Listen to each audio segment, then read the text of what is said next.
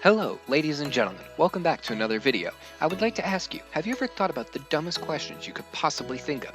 No? Well, luckily that's what I'm here for. And I'm wondering, can you beat Fallout 4 without using skill points or power armor? Originally, I was going to do a just without skill points, but someone else did that, and I'm tagging them in the description. I did not adjust my character at all, and you will understand why. Because I'm going with a very funny name, to me at least. I mean, you might not think it's funny, but oh well. If you're watching the video, you're not here for my funny jokes, possibly.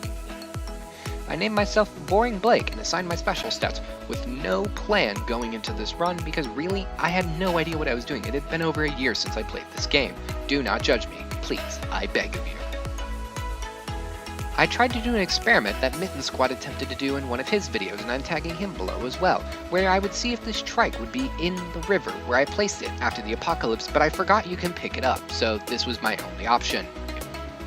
I kind of ignored my family and really just kind of got in because frankly, I needed a really good power nap. I tried to give a knock-knock joke to these guys as they were kidnapping my son and killing my wife. Whenever they decided my jokes weren't good enough, I knew I would commit genocide against both of them and anyone that they loved. I fought the Radroaches with my fist because I forgot what challenge I was doing and assumed it was with no weapons and no gear. Yeah, that didn't go well. I emerged from the vault, finally.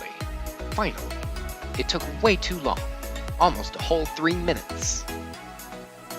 I met to Codsworth, and I talked to him in my underwear skipping the dialogue again because I assumed this was the challenge of no weapons and no gear.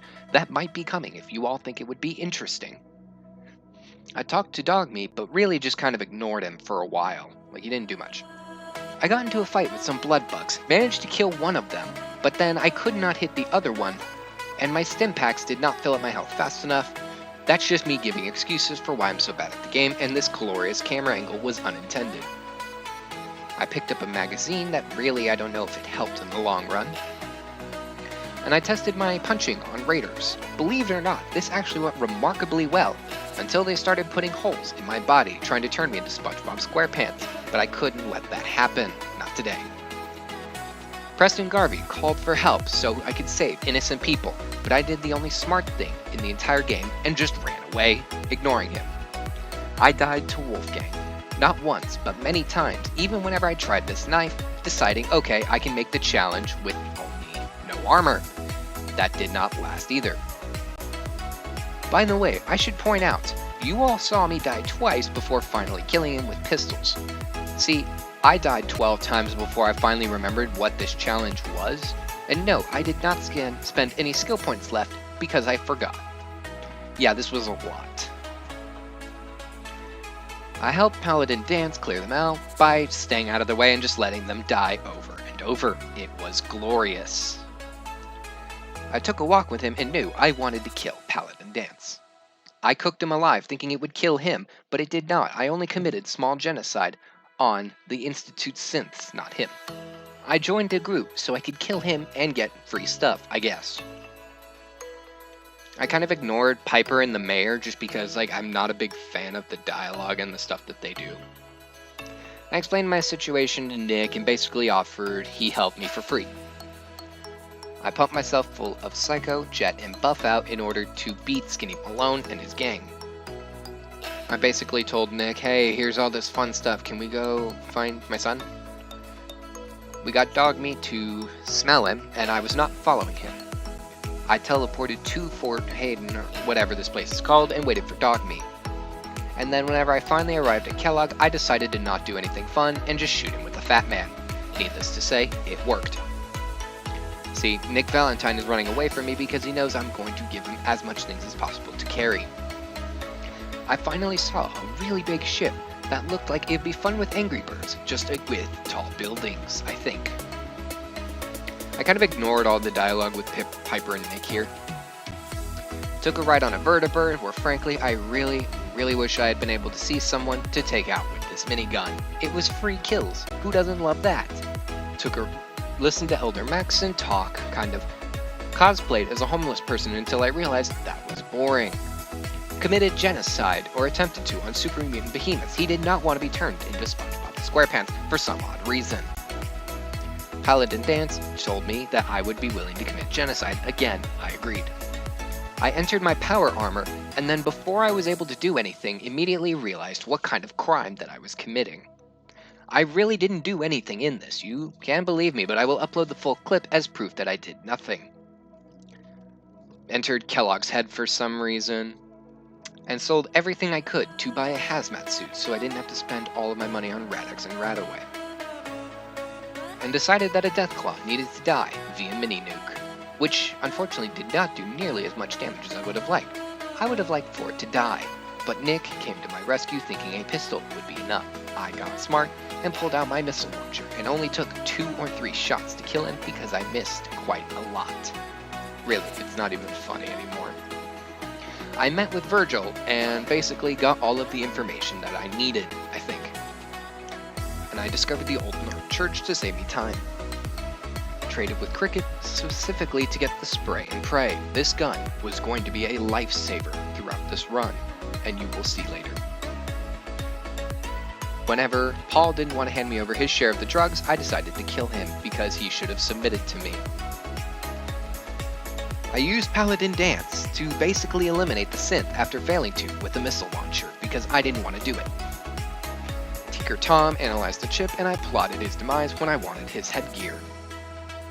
Tried to test fall damage and confirmed by doing a really cool lean back.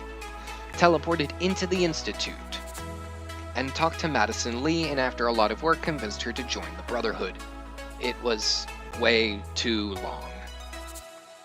Killed a settler in the name of the Brotherhood, and don't worry, his family tried to flee, but I promise you, they were not going to escape me, or at least not for long. I assure you, they will die. Placed the electromagnetic actuators, but I had one extra. I can't tell you where it came from. I don't know why. Found the nukes, yada yada yada, more boring stuff. Activated Liberty Prime, good god. Yeah, this run was kind of just... I debated blowing off Ingram and Madison Lee's head, but decided to keep them alive, for now, to serve me. Learned that Paladin Dance is a traitor, and he must die. Believe it or not, I was very happy. And Paladin Dance decided to get on his knees. This kinky bitch, he wanted to give me a blowjob before I killed him, but I denied that and shot him in the head, mercilessly, while he looked into my eyes. Holy cow, I had been waiting to do that for ages. And I had to eradicate the Brotherhood. Not the Brotherhood, oh gosh, I'm losing track of the factions, the Railroads. As you can see, a fat man, in my opinion, was definitely needed, and I fired it, killing multiple, however, not enough. So spray and pray was definitely the way to go, and boy did it do great. I took a flight to a mass fusion building and eradicated more synths in the name of genocide. Took a beryllium agitator thingy, and I used a lot of Psycho after numerous attempts at killing these Assaultrons and the Sentry Bot. Frankly, the Sentry Bot was the easy part, it was the Assaultrons that were hard. I ran out of jet at one point. I took a ride, and I had so much stuff to sell that I could not escape Swan. And as soon as I was ready to go, the Vertibird left. I ensured that this pilot would die by my hand, but I needed a ride out of here because I was not going to survive Swan. Realized that I could just sell things to Cleo at Good Neighbor, and did that. Liberty Prime finally got woken up, and he started on his way. However, I was not going to follow him, so I decided, after spending way too long trying to find it on the map, I just teleported to the CIT ruins. Watched as Liberty Prime drilled his way in there, but could not join us. And executed my son, because he deserved it. Conveniently, it was with the last bullet of the mag. I didn't plan that. Took a magnet and stuck something on there, I think. Told baby Sean to go fuck off because I'm not raising a kid, and I don't want to do child support, so I hope he dies. Confirmed that I am at level 20 and have 19 skill points left to spend, so we are exactly right. We did not use any skill points. And I activate the detonator and beat Fallout 4 without using skill points or power armor. Again, I will upload the clip showing you that when I entered the power armor, I took a few steps and did nothing else. I hope you liked the video. Make sure to like and subscribe and let me know if there are any other challenges you would like to do, and I will see you guys in the next one. I hope you all have a great day.